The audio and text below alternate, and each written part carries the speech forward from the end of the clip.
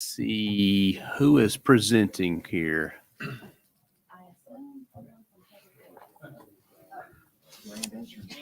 All right. It's what I like doing, catching people off guard. It's sponsored by our city manager. Do we have somebody from Public Works want to kick it off? Director, Mr. Andy Barlow. All right. Kenny, do you want to say any words? No, but yeah, just real quick. We had a meeting, I guess it's a week or so ago, maybe last week. These days seem to run together, come up with 2 or 3 different options that we want to present to the commission tonight for maybe possibly resolving some issues along Old Lebanon Dirt Road. So at that point, I'll turn it over to Mr. Barlow and he'll turn it over to our vendor. Yes. Thank you all. Sorry. We wear many hats here at the city. And so jumping from one to another, here we go. So anyway, so the purpose of the meeting tonight is to talk about Old Lebanon Dirt Road. In particular, it's the area, as you see on the screen here, you may all be familiar with it. This is just east of Jackson Hollow Road, west of Kelsey Glen. So this area is one, there's a low-lying area there. It's actually a sinkhole, and it floods on the regular.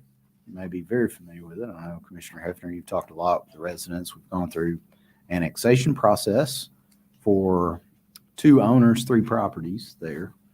And so, but with this area, what we have come to find out a little bit more is that the character of this area is one that does not have a defined outflow point. It goes to a sinkhole, it's karst feature, it goes underground, it flows to the west, it comes out to the west on Larry Kent's property, the Stonewall property, and then it flows on to Lick Creek, which goes underneath Old Lebanon Dirt Road and almost immediately to Old Lebanon Dirt Road. So that's the general idea of this area. And so I think some of the things that we want to point out is that we are coming to an understanding of what kinds of stormwater events can impact the closure of the road. We've looked at this a lot. We have a roadway design project with our team from WSP, and going through this analysis, we started to gain a little bit better understanding about the behavior of it. And as it is, the pictures you see there on the top, and you have this in your handout as well, but the top is actually based on the rainfall amounts collected. That is a 5-year storm. So that means it has a probability of occurring once every 5 years. Now you see that was in 2019. And look to the image below in 2021. So 2 years later, almost about 2 years and a month and a half there, you have another 75-year rainfall event that further impacts the area. I know from experience driving the road, 2010 it overtopped and was flowing to the property just to the north of Old Lebanon Dirt Road, headed down parallel to Jackson Hollow, heading down the creek that way. Experienced that from going and observing that myself. And so that's the frequency. I think that we are experiencing this on the regular. I think basically we're almost at an annual pace of having this happen based on the storm events. As you can see, what a 5-year rainfall does, you can imagine once a year is going to approach that level and potentially close the road at least for a little bit. The one last year in March was actually, is that a year ago exactly? Wow. Just noticed that.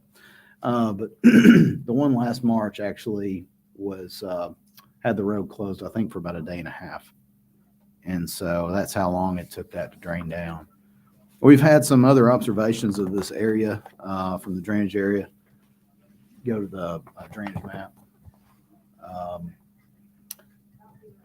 If we can get to the overall.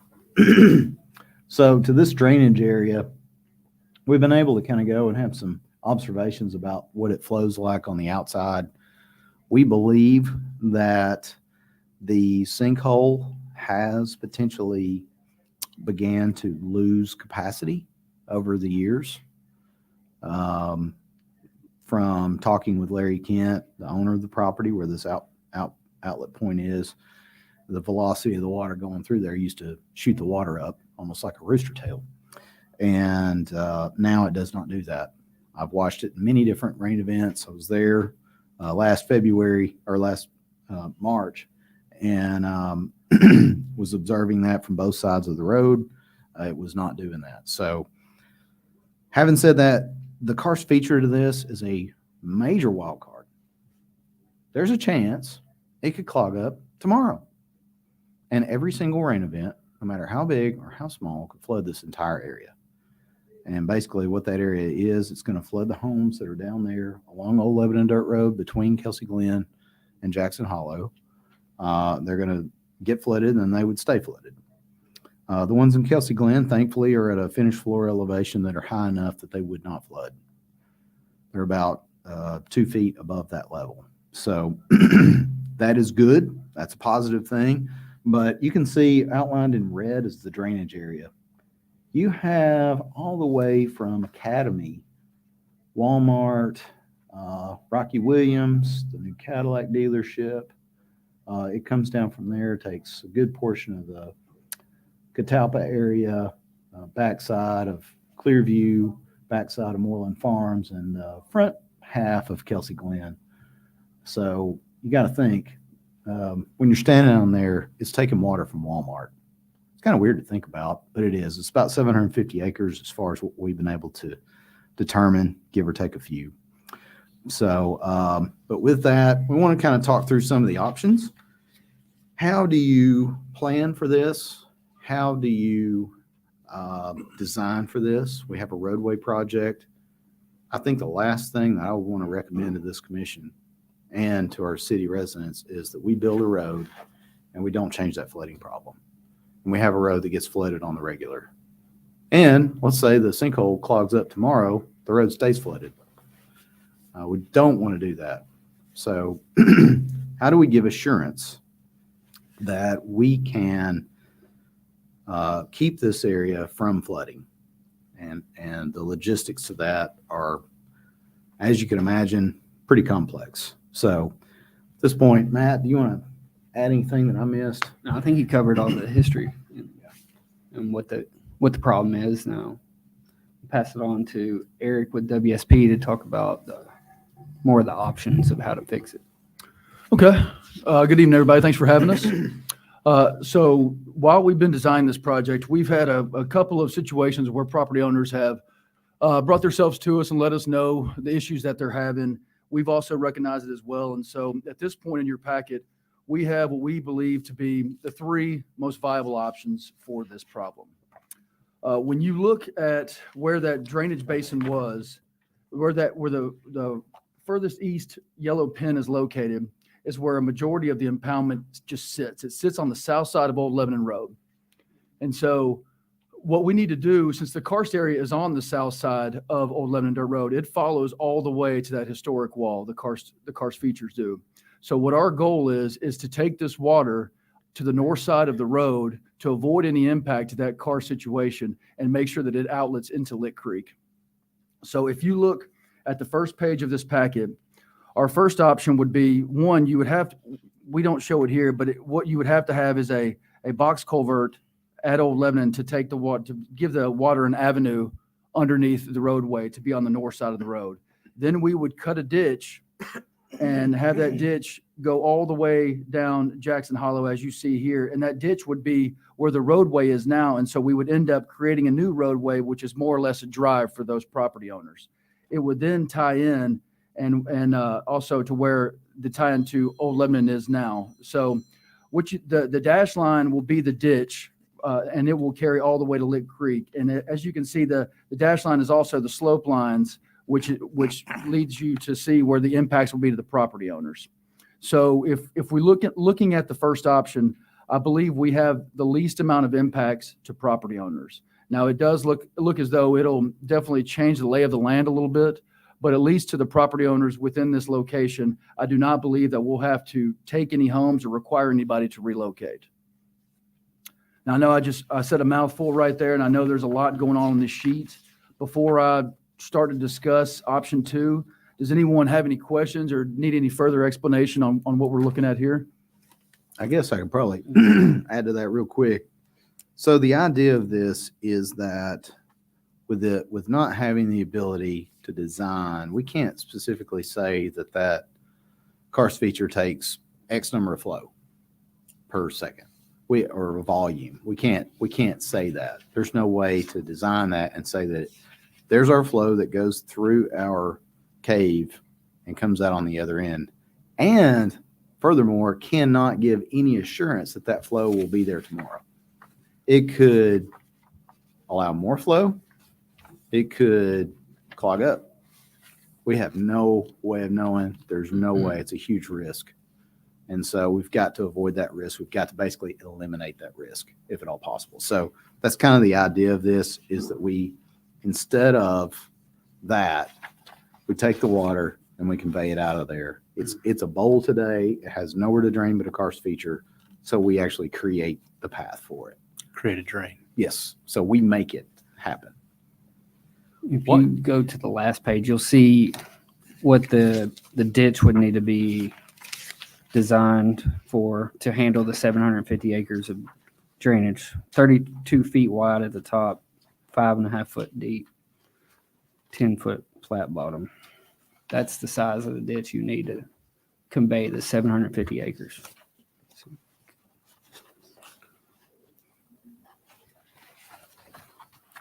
What role does TDOT or FEMA play in this as far as approval process? And can we come up with a plan and it get vetoed? Thankfully, this is not, from TDOT's perspective, it's not a state road. So there's no. I meant TDEC, I'm sorry. Yeah, but TDEC now, so this area isn't even classified. You can probably speak to that a little bit more, but this area is not even classified as a flood zone. And so you can fill, you can cut. It's not a FEMA classified 100-year floodplain.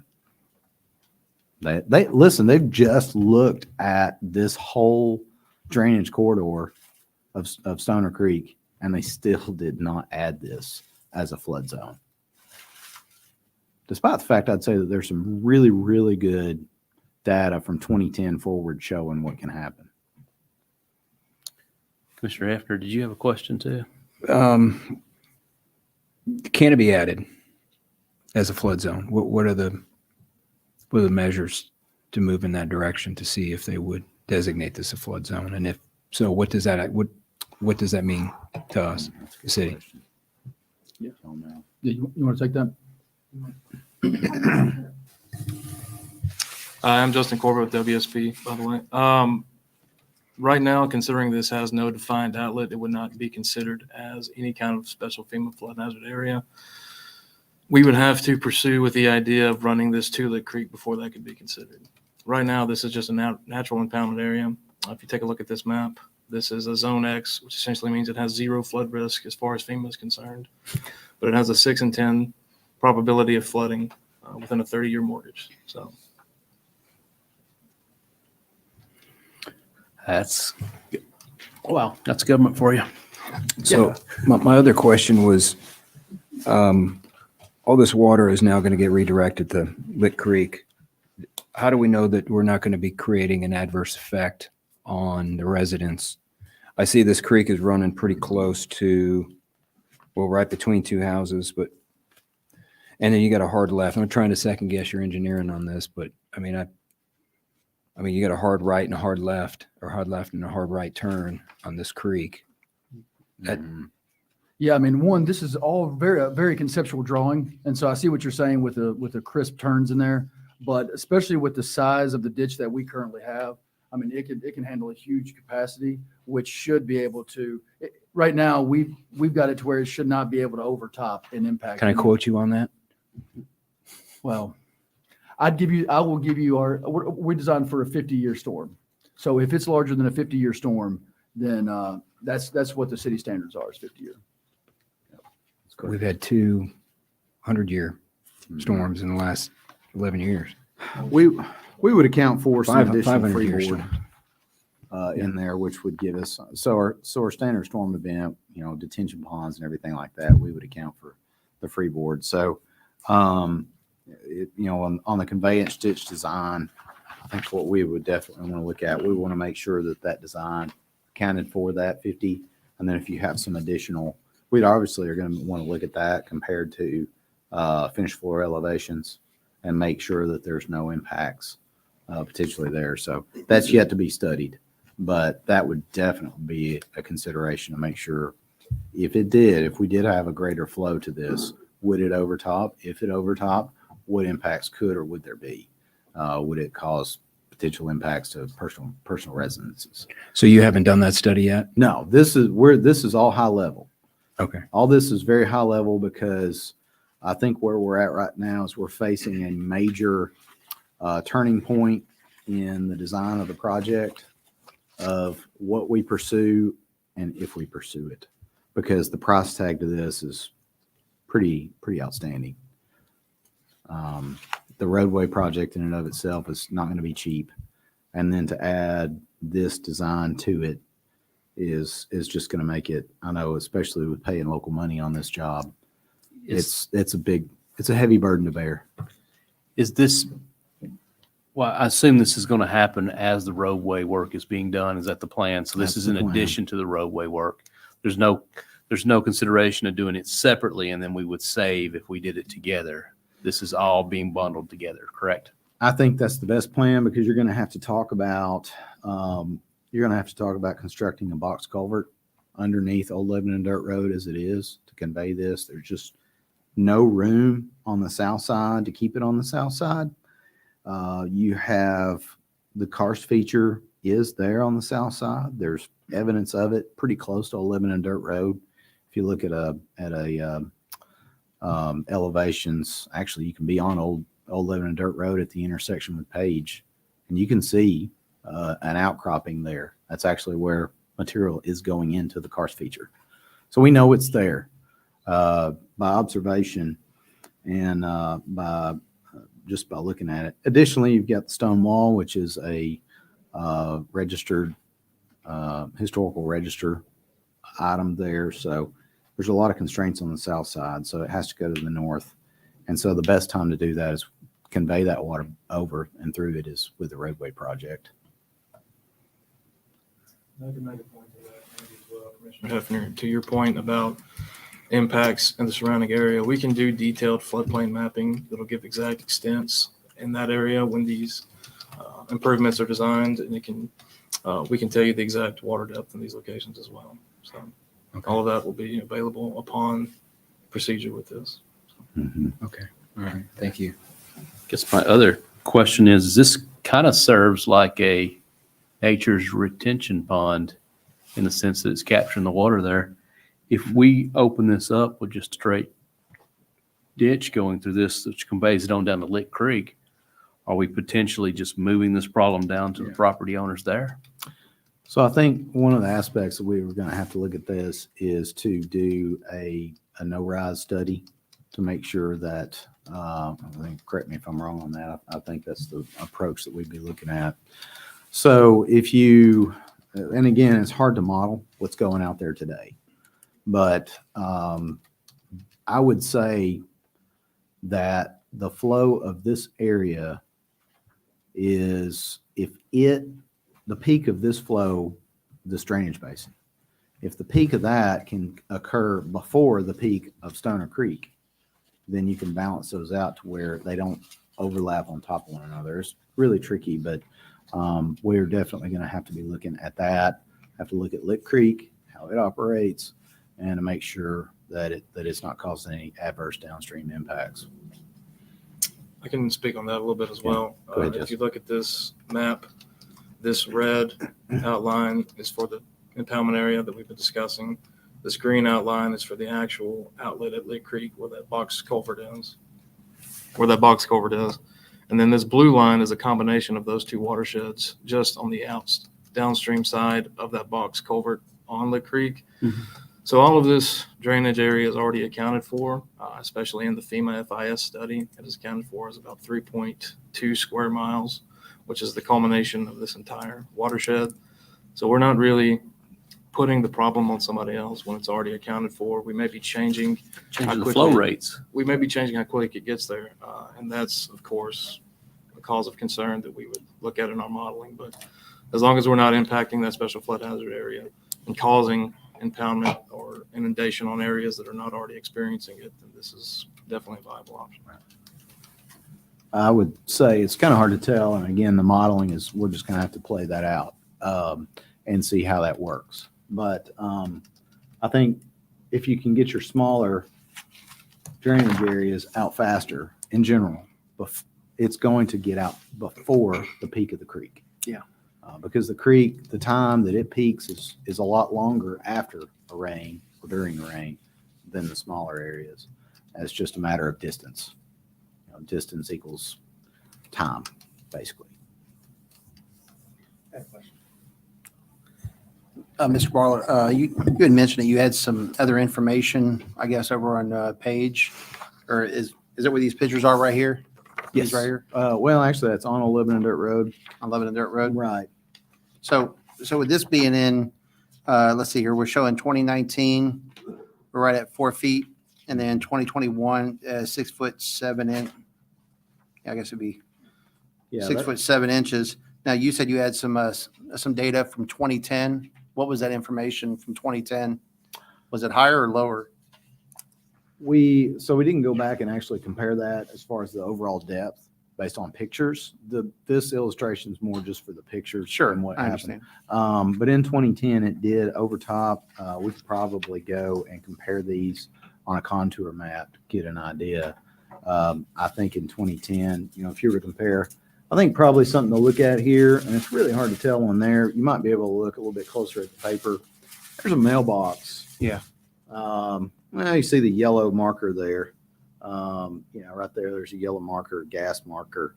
That's probably one thing in the foreground to look a little bit closer at. You can kind of see how deep it is in one versus the other. So you can see about I'm going to say maybe about a 8 to 12 inch difference in depth.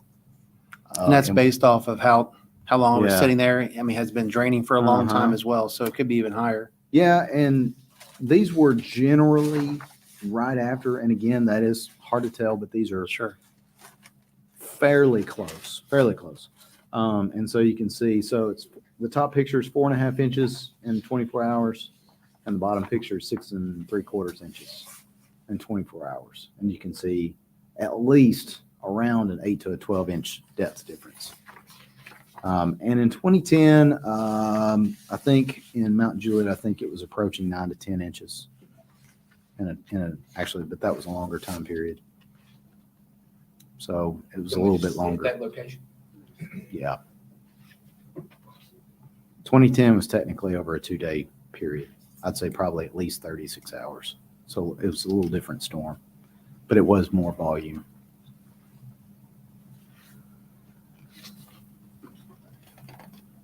What's the length of that water? Standing water. March depth. No. Oh, lengthwise.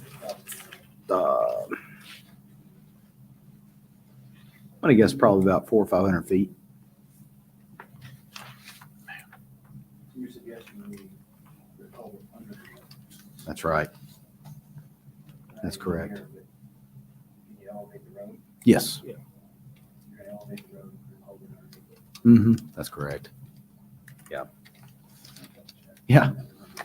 Yeah, that's correct. Yeah, and so we talked about, my first thoughts on this were, do we just elevate the road enough to know that it's not going to get inundated?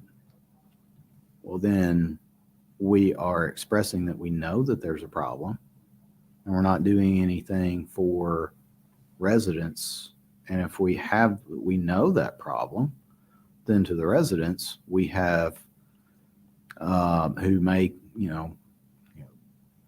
get flooded once a year, every 5 years or whatever, and they'll lose belongings. And we've done nothing to help that problem. We basically say, tough, we took care of the road, you're on your own. Are we liable? I think there's a real risk. There's a risk of liability on that. So Sorry, another question for you. And by the way, thank you for all this. So with the study that we had talked about back, I would say spring of last year, with some of the, the different maintenance of different properties, culverts being cleaned out.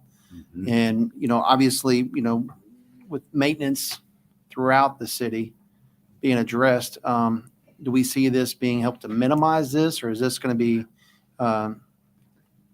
added with this preventative maintenance option? So I guess, I don't want to muddy up the waters any further than it already is, no pun intended, but it's just kind of, again, it's a maintenance item that I'm seeing here that we're trying to correct, but it's also the fact that we're trying to look at long-term for these 100-year floods Oh, yeah. as well. So are these two are going to be under the same study, or are these two separate studies? So we are going through the stormwater utility study right now as far as how that goes, which gets more to overall citywide quantity and quality of water, like cleaning out culverts and making sure everything's functioning correctly.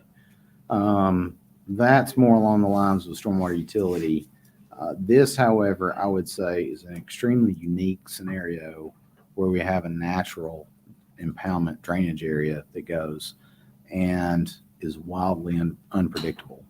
I don't know that this could ever be addressed via maintenance or any other type of item. I mean, shucks, we thought about, hey, do we do a big dig in Mount Juliet and bore a tunnel through there? That'd be more expensive than that $6 to $8 million price tag. We even looked at, hey, could we pump? Could we just set up a station down there and have some pumps? Those pumps are about $1 million a piece. Sure. And we probably are going to need 4 pumps. Mm-hmm. And then that's not to mention all the infrastructure associated with it. You're not cheaper by the time it's all said and done. And backup generators. Right, exactly. You're going to have it all. Basically drive down by Opry Mills and check out their pumps that they've got over there. Very familiar with. And it's same scenario. What are the other options? So, Eric, you want to head on to the options 2 and 3? Okay, so option 2 is very similar to option 1. This one is more, I would say, what you're used to seeing. We would still have that culvert along Old Lebanon Dirt Road, but the ditch section that we show in the back, we would just run that parallel with Old Lebanon Dirt Road until it was an outlet into Lick Creek. The biggest issue or the biggest hurdle that we see with this one is that I know these pictures are a little small, but if you follow the red line, which is the slope line, it is within 20 feet of that home down there across from that historic wall. So in our high level assumption, we just go ahead and assume that we would most likely have to take that home, and just due to the impacts, which is the biggest difference between option 2 and option 1. In option 1, we do not plan on taking any homes, but we do have a little bit of a different route for the ditch. However, this second one would be, as I said, more normal, but we believe, at least from this perspective, that we would impact that one home and have to take that one. I think there's some benefit to this as far as more logical. It's a roadside ditch. Yes, there is a property acquisition, a home acquisition. Most likely. I think we plan for that, and if we save the home, great. But I can't say I'd want a conveyance ditch in my front yard. I think feasibly, I think we just go ahead and say it's damaged out and it has to be taken. So with that, there is already a roadside ditch there in our current design. It would overlap with that. It does fall a little bit more logical. Doesn't have the bends in it. And so there is some logic in this. I can't say that it would be any cheaper than the other. There is more property impacts overall than the other one, because the other one would be using existing right-of-way primarily. But this is, I'd say, my engineering brain makes this seem a little bit more palatable, minus the impact, which I never like impacting somebody's home like that. So that's the negative. out of it. Yeah, I mean, the biggest, another big difference, we don't have to recreate Jackson Hollow on this option. We still will realign Page because it does need to kind of be a T intersection into Old Lebanon, as that is considered a pretty dangerous intersection. And we also, the home down there near Lick Creek, we don't have to put a ditch in the middle of his yard and meander it to tie into Lick Creek. Right. So there's a little bit of a difference for both of them, but the second option does have the assumption of purchasing a home. I will note on these too. So we do have, I think, Aaron, are you here? Yeah. Hey, I'm here. Aaron Rogie with CDM Smith. He's I'll say you're the heavy lifter on the stormwater utility study. So we are analyzing this as well. So we're sending all this information to them as well on that. Yeah, sounds good. Appreciate that. Thoughts, hopes, fears, or screams on this one? Well, sorry. No, go right ahead. Yeah, I mean, if I'm looking at 1 versus 2, I'd say 2 has least amount of impact to residents. Yeah. Minimal. Right. You impact, I'd say it's a trade-off. You impact one person more with a probable relocation, and then the remainder you inconvenience less. Preventive maintenance also is going to be more cost effective for It's a little more maintaining accessible. that, correct? You can access it from the roadway. That's correct. Could be a cheaper long-term solution. I would say with the bins we were looking at and the other, you would have to fortify the bins there, which is not anything crazy. Got some pretty good products out there for that nowadays. So a straighter path is it's going to be better overall from any kind of potential maintenance. Any option, I mean, obviously, the elevation is a factor. I know you guys would look at it, but, across the street on the other side to be able to go deeper, or would that be an option or no? Would that just cost On the more? south side? Yeah. Well, that's where and maybe some people aren't familiar, but like karst area is just something that's totally unpredictable. And it's almost like everything around there would be similar to sinkholes. There maybe not be a sinkhole yet, but with karst, it's terrible material. And that's what we see is all on the south side. So in order to be able to convey a ditch through there, one, we'd have to have so much geotechnical work to be able to do it without a doubt. And I don't think that right now that one, we'd have the time or money to invest that in some geotechnical work. And I don't know if I would necessarily trust it 100% just due to what we've been able to see out there right now. The reason why I asked is because I was trying to pull it up on the maps quickly, but it looked like there's already some streams that were already over on that south side to begin with. So, and if you were to just switch it over, obviously to hit the other south side of the road and then cut back over to hit the creek, that would be an option. But Well, yeah, you're right. You can see some of the streams and where they outlet onto that guy's, the property owner. Yeah. But, Mr. Kent. but a lot of them are underground and then they come to the surface. So while they're underground, they're a total wild card. And so it just, in my experience, it's not a good idea to try to capture that and try to work that into an engineering judgment. I'll step up to here to kind of show you kind of what's going on already. Perfect, Justin. So Lick Creek today, stone wall there, you can literally see it here. This is a elevation heat map. So the warmer the colors, the higher the elevation. The cooler, the lower it is.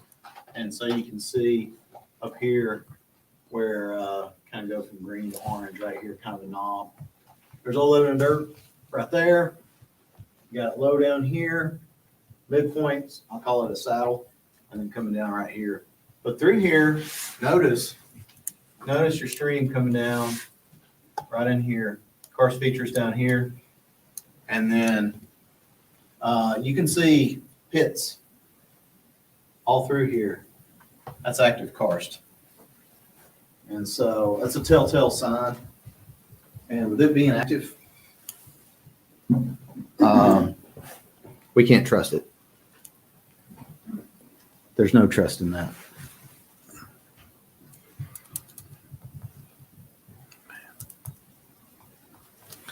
Well, we've got about 10 minutes, so I don't I don't know if we want to Simple touch as. the third one. Okay, yeah, quickly, the third option would be, since this area is flooding right now and we know it, then what we could do is we could just buy the properties that it is impacting. In that red square, you can see those approximately 13 homes is what we're talking about. That comes out, to about the same price as the first option, which is, $6 to $7 million. The downside to this is that all we're doing is buying that area, allowing that water to sit there, but we're not doing anything about it. Still impacting traffic and everything else. Correct. So, there could still be a plan for retention or detention. We could dig out some areas, maybe avoid the karst, but that has not been included in the price tag of this right now. Right now, that is just the portion of buying those 13 homes. Now, if we ended up investigating this option, we might be able to do less than 13. We might be down to 8, something similar to that. But either way, this option would be buying these homes and trying to do something just in this area. Yeah, I think so. There's all those flag lots over there. 1, 2, 3, 4, 5. They actually have a shared drive that goes through there, but that drive gets flooded. They get impacted, and so they get cut off in any of these heavy rain events. Jeez. So you got 5 stranded homeowners. And that if you drew a line from the cars from one side to the other, I think there's at least one of those homes that's sitting right over it. Not to scare anybody. That's about there. How does this problem compare to what Commissioner Mullally got over in her district? That's an easy problem for her compared to this. This is really complex. I would say from what we deal with over in, like, I'd say Sunnymead in particular, Southeast Springdale, right over in there, those areas are fairly predictable. Those aren't coming. We know the water is going to rise up and the water is going to go down in a flood event. We also know that we can try to work on, through our stormwater utility, creating some detention areas, some overflow areas to try to slow down that water and lower that peak. And honestly, that's going to be some of my recommendations for the stormwater utility. In fact, I know Shane can probably speak to it a little bit more. We're actually working on revising the detention pond in Mundy Park. And so we're planning on going ahead and bidding that out and getting that ready so that we can start July 1st on that. That, I believe, is going to create a major benefit, especially to Southeast Springdale residents. So for that, I think cost-effective wise, the money that we could spend there to help to prevent flooding is a far less cost than what we're talking about on this. That we can predict for, we can design for these residents. I would never use karst to use as a design feature. And Well, I that, use your district, as an example, because I'm just curious. I know this one's gonna be expensive anyway we got. Yeah. And so I know that in her area, she's got as big a problem over there. I mean, I've got little pockets of problems in my district. But there's a whole area over there with people getting flooded over there, and I'm just wondering, I mean, but how much money we want to wind up going through to fix these problems? it's a lot. A lot of money? Mhm. Okay. And I think that's part of the, Put that in the budget, by the way. A lot. and that's part of the stormwater utility as we go into that, and we'll talk more about that as we go on. I know we're going to have a work session here in a month on the stormwater utility as it is. I think Commissioner Mullally has the highest concentration of homes that flood in one area. I think Commissioner Hefner, I think you have most of the rest. I think between the two of you have almost all of the residential. I think, Vice Mayor, I think you have one or two at the end of Creekview or Creek. Well, no, Hillview. Yeah. Yes. Hillview. Hillview. But as far as like creek flooding, Saddlewood in the back. yeah, Saddlewood. But again, it's nothing like that. Right. It's all not the evil homes. ones in 53 and 4. It's not homes underwater, which I think theirs is the greatest concentration of it. And for those, I think with ongoing stormwater utility projects, as far as overflow points, improving detention ponds, trying to reduce peak flow in key areas, maybe having some opportunity for overflow ponds. I think those that we can greatly reduce the risk, I'll say, and that we can design for those and we can start planning for those. And that, I think, my vote on that, those are manageable, attainable projects with the stormwater utility. Can we back up to that option 3 map? Yeah. A lot of these properties are in the county, correct? That's right. Have we reached out to the county? And if so, what are they saying about this problem? Are they willing to help resolve it? We've not reached out to them yet. We were wanting to try to go through this at least as far as presenting these options, getting some feedback on it, and then trying to pursue to that point, pursue a little bit harder. But no, we've not reached out to them. I will say, based on my past conversations with the county for infrastructure projects, there's not been a willingness to participate monetarily on any of those, whether it be state roads, city property, county property. I mean, whether it's county or city, we're all county residents. It's an election year, I'm just saying. I know. Might be a good time to reach out to them. So we can definitely do that. I do have one quick question. If you're done. No, I just, if you don't mind, please reach out to them because I'd like to at least get their response to that. What was the question to the county? Well, I mean, some of this property it falls in the county. Why is the city going to absorb 100% of the cost to fix this problem? I think. Because the county won't. Well, I think we need to ask them if they So will. it's on the record. So it's on record, or, I mean, We already know what the answer is. so doesn't hurt to ask. I don't want them coming back and say, "Well, you never asked." That's a good point. Yes. It's never good been an point. issue. We have just a few minutes left. I don't think, Commissioner Mullally, did you have any questions? Y'all had some good questions, and I'm glad you brought that up because I knew some of it was in the county. But yeah, I agree for the record to at least ask. So Definitely. before we conclude, what's our next steps? What are you looking for from us? So I think as far as trying to identify preferred alternates, whether it's do nothing or going ahead and picking something and going with it, because I'd say we're at a critical point in the project development for the roadway itself. Do we go ahead and pursue a design now, bid the project, build it based on our current limits, which starts at Chandler Road and ends at Moreland Drive?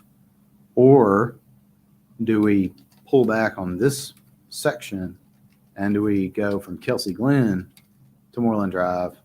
We're already in the process of acquiring properties, already getting some. We could break that out and potentially have that bid out as soon, potentially, we would be able to have it bid out as soon as we got done with the property acquisitions. Obviously, notwithstanding some utility relocations. But that could happen faster, or do we just push forward and say, we like option 1, we like option 2, and for us to know what is a preferred route for us to push. Maybe it's an if-then statement. If the county does not help out, then pursue option 1 or 2, or hey, heck, we like option 3. Let's go with that and let's do that. I think my hope and desire is I think we can get a more affordable, better overall long-term solution if we go ahead and build from Chandler Road to Moreland Drive. That'd be my recommendation. Costs are only going to go up, and we're going to get a more affordable option if we build the larger project. I can agree with that. So your recommendation is, 1 or 2. okay, well, which one's your recommendation? I think I probably want to. This is Talk Andy about it. Barlow's money and Andy Yeah. Barlow's project, so. I'd Andy probably Barlow's select gonna make 2. Say 2? Mm-hmm. Yeah, I would agree with that. I I mean, mean, you got less long-term impact to maintenance. residents. You're putting a creek right between 2 residents as opposed to 1 in option 2, and we may end up buying that property. So now you've taken out. That makes the more sense to me, it seems. Yeah, of the agree, it three seems options, I think less two makes the, invasive. Yeah, with my 45 minutes of experience and understanding on this, I'll go with 2 as well. It's possible to move the road, move it out a little bit further out. I know that sounds like a foolish question, but instead of taking out the property, is it possible to move the road out a little bit, to offset that $500,000 or $600,000? Well, that's right across from that historic wall, so we couldn't shift the roadway south. Gotcha. Okay. Yeah. Never mind. Just thought I'd ask. The culvert and the wall all in the same place right there, isn't it? That's it? correct. Yes, right at the outlet, yes, sir. Mhm. That's actually just a Mongolian mess right there. Absolutely. Correct. Well That's a put. technical term, but yeah. I would agree with that. All right. Anything else you want to leave us with?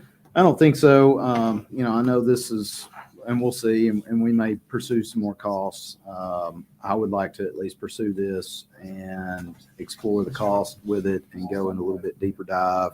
And we might be able to fine tune this and bring back some more information to the commission at a later date. Yeah, including maybe an option. 4 or 5. Maybe there's something that, Right. something else to consider. We talked about a bridge. Well, with that, Bridge. with that, we'll conclude this meeting and we will adjourn until 6:15. We have a public hearing at 6:15 and we will be adjourned for the next 14 minutes. Thank you all.